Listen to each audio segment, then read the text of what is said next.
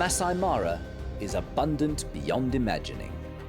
Numberless creatures thrive there: prey, predator and scavenger, great and small.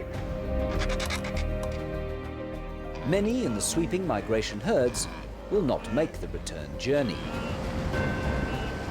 For the ravenous aerial cleanup crew, the migration is a bountiful feast. While the predators kill some, many die from drowning, illness, injury and even old age. Thousands of vultures swoop in from the East African skies to devour the carcasses.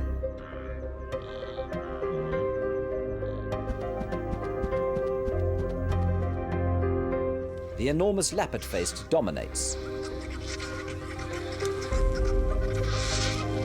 while Rupel's griffins, white-backed and hooded squabble for the scraps. Jackals and storks also enter the fray.